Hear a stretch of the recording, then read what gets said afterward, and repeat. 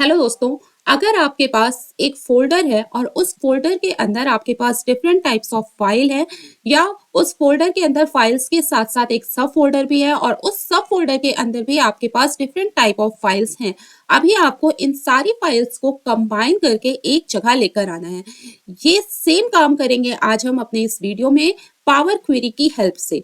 तो फिर देर किस बात की, let's begin. append data from folder by using power query। ये रहा आपका फोल्डर जिसको मुझे क्या करना है, जिसके अंदर की फाइल्स को मुझे क्या करना है, कंबाइन करना है। अब आप जब इस फोल्डर को ओपन करोगे तो आप देखोगे इसके फोल्डर के अंदर आपके पास एक्सेल वर्कशीट भी है, टेक्स्ट डॉक्यूमेंट्स भी हैं और डिफरेंट टाइप ऑफ और भी आप फाइल्स यहाँ पर ले सकते हो या फिर आप इसके अंदर कोई सब फोल्डर भी ले सकते हो। आगे मैं सब फोल्डर भी लेकर भी आपको दिखाती हूँ। अभी मुझे यहाँ पर क्या करना है, ये जो एक्सेल वर्कशीट्स हैं, ये जो एक्सेल वर्कशीट्स हैं मुझे सिर्फ इनको कंबाइन करना है।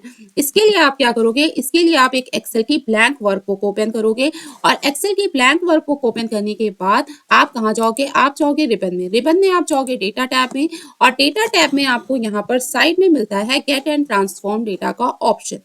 गेट एंड ट्रांसफॉर्म डेटा को हम पावर क्वेरी के नाम से भी जानते हैं। इसमें आप क्लिक करोगे गेट डेटा। गेट डेटा में आप जाओगे फ्रॉम फाइल। फ्रॉम फाइल में जाने के बाद मैंने आपको फ्रॉम एक्सेल वर्कबुक पहले के वीडियोस में बताया है और इसी तरीके से आपको मैंने फ्रॉम टेक्स्ट CSV फाइल भी बता रखी है। अब हम आज बात करेंगे फ्रॉम फोल्डर। आप क्लिक करोगे फ्रॉम फोल्डर पर। फ्रॉम फोल्डर पर क्लिक करने के बाद आपका जो भी फोल्डर है आप उसको यहाँ से ले लो। आपके फोल्डर का नाम क्या है, अपेंड फोल्डर। तो आपने यहाँ से लिया अपेंड फोल्डर और इसको यहाँ से किया ओपन। इतना करने के बाद आपका जो फोल्डर है वो यहाँ पर आ जाएगा। ठीक है। अब अगर आपकी जो फाइल्स हैं, अगर यहाँ पर आपको जैसे सिर्फ एक्सेल फाइल को अपेंड करना है, यहाँ पर सिर्फ एक्सेल फाइल्स होती और आपकी जो फाइल्स हैं बिल्कुल प्रॉपर मैनर में होती है जिसमें आपको कोई भी ट्रांसफॉर्मेशन नहीं करना, तो आप यहाँ से नीचे डायरेक्ट यहाँ पर क्या कर सकते थे, लोड टू कर सकते थे। बट अभी आपको यहाँ से क्या करना है, एक्सेल फाइल को फिल्टर करना है और उसमें कुछ ट्रांसफॉर्मेशन करने हैं, कुछ मैनिपुलेशन करने हैं। तो आप क्या करोगे, आप करोगे ट्रांसफॉर्म डेटा। ट्रांसफॉर्म डेटा करते ही जो आपका ये फोल्डर है, जो आपका डेटा है वो कहाँ जाएगा, पावर क्वेरी एडिटर में चला जाएगा। यहाँ पर पावर क्वेरी एडिटर में आ चुका है। ठीक है। आप ये देखो आपका जो डेटा है वो यहाँ पर पावर क्वेरी एडिटर में आ गया है। अब यहाँ पर आने के बाद आपको दूसरा काम क्या करना है, आपको सबसे पहले यहाँ पर अपनी एक्सेल फाइल को फिल्टर कर लेना है। अपनी एक्सेल फाइल को कहाँ से फिल्टर करोगे, ये एक्सटेंशन में जाकर आप यहाँ से जाओगे, कहाँ पर, टेक्स्ट फिल्टर में जाओगे और टेक्स्ट फिल्टर में आपको यहाँ ऑप्शन मिलता है कंटेन्स का। कंटेन पे क्लिक करने के बाद आप यहाँ पर क्या डालोगे, .xlsx, जो एक्सेल फाइल का एक्सटेंशन होता है। ठीक है। इसके बाद आप यहाँ से क्या करोगे, ओके। ओके करते ही आपकी जो यहाँ पर सिर्फ एक्सेल फाइल है वो फिल्टर होकर आ जाएगी। यहाँ पर सिर्फ एक्सेल फाइल फिल्टर होकर आ गई। अब आप देखो, अब आपको यहाँ पर सिर्फ कंटेंट का काम है और आपको अपने इस फाइल नेम का काम है। बाकी आपको यहाँ के जितने भी कॉलम्स आ रहे हैं किसी भी कॉलम का काम नहीं है। तो आप क्या करोगे, यहाँ पर इस कंटेंट कॉलम को और नेम कॉलम को सेलेक्ट करोगे, राइट क्लिक करोगे और राइट क्लिक करके यहाँ से आप करोगे remove other columns. Remove other columns करने के बाद बाकी के कॉलम्स यहाँ से चले जाएंगे। अभी आपको यहाँ पर दो डबल डाउन एरो दिख रहे हैं। यहाँ पे आप जैसे जब रखोगे तो आपको नीचे लिखा दिख रहा है कंबाइन फाइल्स। आप यहाँ से फाइल्स को कंबाइन करो। कंबाइन करने के लिए आप इस पे क्लिक करोगे। क्लिक करने के बाद आपके पास यहाँ पर एक नेविगेटर ओपन होगा। यहाँ पर आपके पास एक कंबाइन फाइल्स का डायलॉग बॉक्स ओपन होगा और इसमें आपसे देखिए सबसे पहले पूछ रहा है सैंपल फाइल। तो सैंपल फाइल में वो ऑटोमेटिक फर्स्ट फाइल ले रहा है। अब फर्स्ट फाइल आपकी यहाँ पर आ रही है वेब। ये पहला आ रहा है आपका टेबल फॉर्म में और दूसरा आ रहा है आपका शीट फॉर्म में।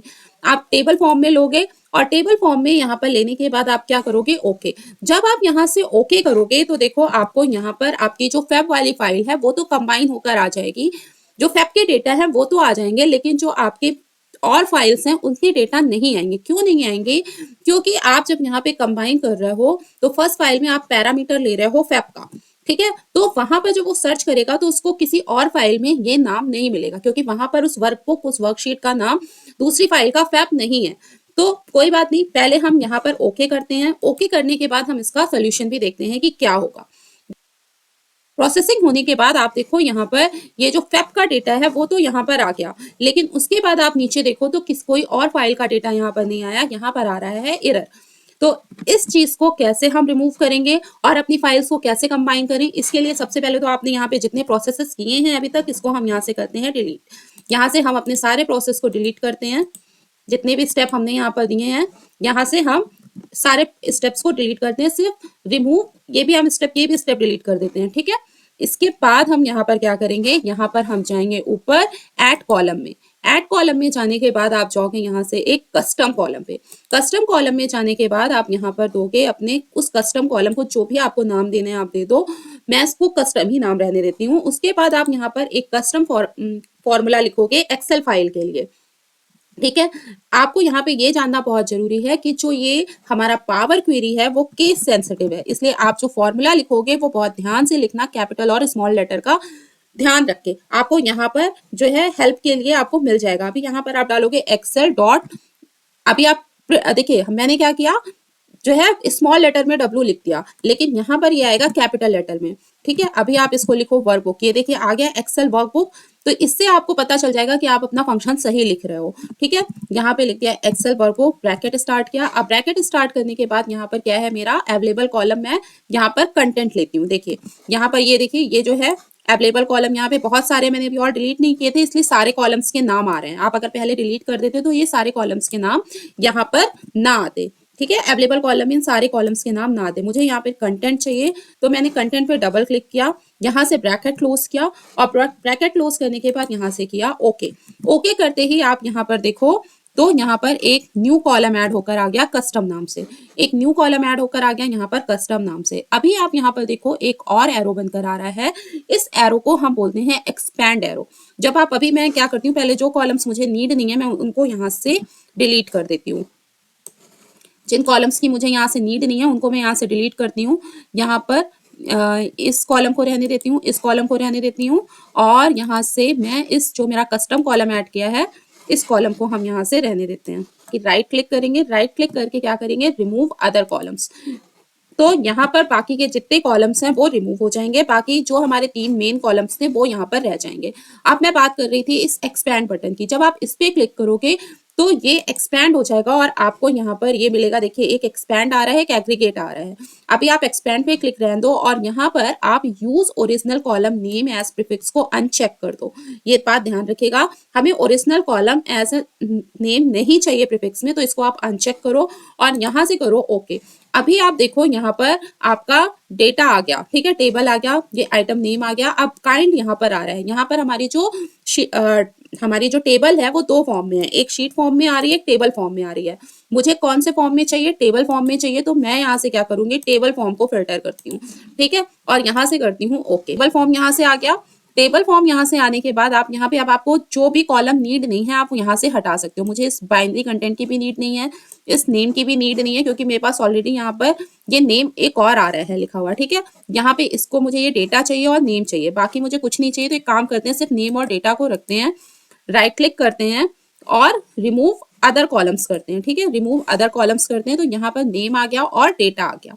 अब आप यहाँ से इसको एक्सपैंड कर दो, इसको एक्सपैंड पे क्लिक करो और यहाँ से करो ओके, ठीक है। ये देखिए अब आपकी यहाँ पर जो फाइल है वो मर्ज होकर आ गई। फेब आ गया, जैन आ गया, मार्च आ गया। इतना काम करने के बाद आप यहाँ पर डेटा टाइप पे डिटेक्ट कर लो। यहाँ पर आप हर चीज़ का डेटा टाइप देख लो। जैसे ये नेम है तो आप कहाँ पे जाओगे, आप यहाँ से जाओगे ट्रांसफॉर्म में, और ट्रांसफॉर्म में आप देखो तो यहाँ पे डेटा टाइप लिखा रहा है। आप एक साथ कंट्रोल ले करके अपने डेटा को सेलेक्ट करके डिटेक्ट डेटा टाइप भी कर सकते हो, या एक एक कॉलम को चेक कर सकते हो। ये देखिए मैंने नेम का चेक किया तो ये ऑलरेडी टेक्स्ट टाइप आ रहा है, इट्स ओके। सेलर भी टेक्स्ट टाइप आ रहा है, ठीक है। प्रोडक्ट आईडी हमारा टेक्स्ट टाइप आ रहा है, ठीक है। सेल हमारा होल नंबर आ रहा है, सेल मुझे होल नंबर में ही चाहिए, और डेट हमारा डेट फॉर्म में आ रहा है, ठीक है। ये देखिए डेट हमारा डेट फॉर्म में आ रहा है, ठीक है। डेटा टाइप चेक कर लिया मैंने। अभी आप यहाँ पर देखो जो ये नेम आ रहा है इसमें सबके आगे 1 लिखा आ रहा है। मुझे इस 1 की नीड नहीं है, मुझे इस 1 को रिप्लेस करना है। इसके लिए आप इस पर राइट क्लिक करो और राइट क्लिक करने के बाद यहाँ पर एक रिप्लेस वैल्यू का ऑप्शन आ रहा है। इस रिप्लेस वैल्यू पे क्लिक करते ही आपके पास यहाँ पर एक रिप्लेस वैल्यू का डायलॉग बॉक्स ओपन होगा। आपको क्या फाइंड करना है, आपको 1 फाइंड करना है और उसको ब्लैंक से रिप्लेस करना है, और यहाँ से करो आप ओके। ओके करते ही आप देखो यहाँ पर जो 1 लिखा आ रहा था वो रिप्लेस हो चुका है। इस तरीके से आपका नाम क्लियर दिख रहा है, फेब दिख रहा है, जैन दिख रहा है, मार्च दिख रहा है। अब मुझे क्या करना है, अब मुझे इस अपने डेटा को क्लोज एंड लोड करना है। इस एंड लोड में आप क्या करोगे, क्लोज एंड लोड 2 पे जाओगे। क्लोज एंड लोड टू पे जाने के बाद आपके पास यहाँ पर एक इंपोर्ट फोल्डर का ऑप्शन आएगा। ठीक है, एक इंपोर्ट फोल्डर का डायलॉग बॉक्स ओपन होगा। अब आपको अगर यहाँ पर पिवट टेबल क्रिएट करनी है तो आप पिवट टेबल क्रिएट कर सकते हो, या आपको सिर्फ टेबल फॉर्म में ही लेना है तो टेबल फॉर्म ले सकते हो।